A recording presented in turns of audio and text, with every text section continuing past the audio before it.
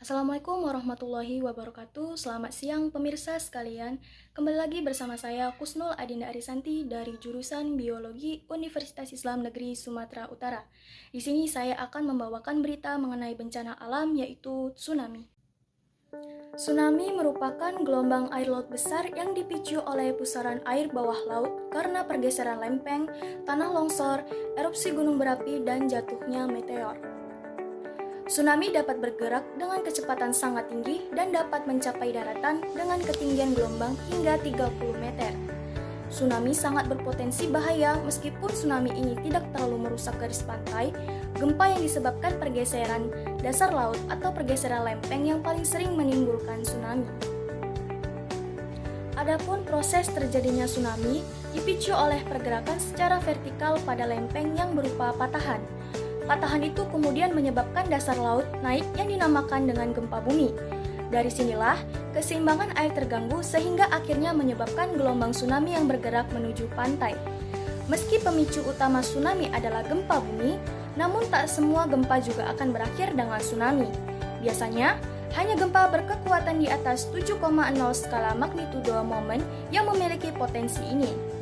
Semakin kuat suatu gempa, semakin besar pula peluang tsunami yang disebabkan oleh gempa tersebut. Contohnya yaitu tsunami yang terjadi di Aceh merupakan tsunami yang dipicu oleh gempa berkekuatan besar. Kala itu mencapai 9,1 skala magnitudo dan merupakan tsunami paling mematikan dalam sejarah. Selain gempa bumi, penyebab umum lain dari tsunami adalah tanah longsor. Baik yang terjadi di bawah laut maupun yang terjadi di daratan, tetapi memindahkan material seperti bebatuan ke laut. Karena longsor bawah laut sering terjadi akibat gempa, maka longsor dapat memperparah gangguan pada air setelah gempa.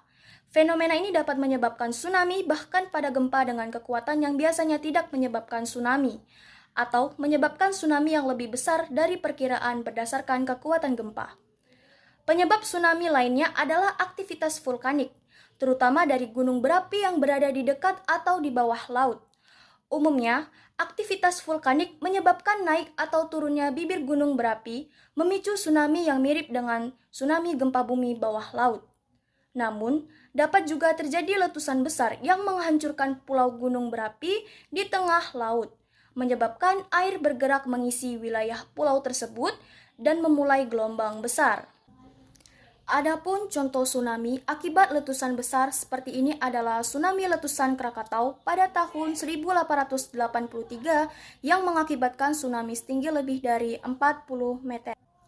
Berikut apa yang harus dilakukan sebelum dan pada saat terjadi tsunami. Yang pertama yaitu nyalakan radio untuk mengetahui apakah tsunami terjadi setelah adanya gempa bumi di sekitar wilayah pantai. Yang kedua adalah cepat bergerak ke arah daratan yang lebih tinggi dan tinggal di sana sementara waktu. Ketiga yaitu jauhi pantai. Jangan pernah menuju ke pantai untuk melihat datangnya tsunami. Apabila Anda dapat melihat gelombang, Anda berada terlalu dekat, segera menjauh. Keempat, apabila terjadi air surut, jauhi pinggir pantai. Ini merupakan salah satu peringatan tsunami dan harus diperhatikan. Berikut apa yang dilakukan setelah terjadi tsunami. Yang pertama yaitu jauhi area yang tergenang dan rusak sampai ada informasi aman dari pihak berwenang. Yang kedua yaitu jauhi reruntuhan di dalam air. Hal ini sangat berpengaruh terhadap keamanan perahu penyelamat dan orang-orang di sekitar. Ketiga, utamakan keselamatan dan bukan barang-barang Anda. Berikut merupakan berita mengenai bencana tsunami, apa-apa saja yang harus dilakukan, apa saja yang harus diwaspadakan oleh pemirsa sekalian. Semoga berita ini dapat bermanfaat bagi kita semua. Saya Kusnul Adinda Arisanti, pamit undur diri. Wassalamualaikum warahmatullahi wabarakatuh.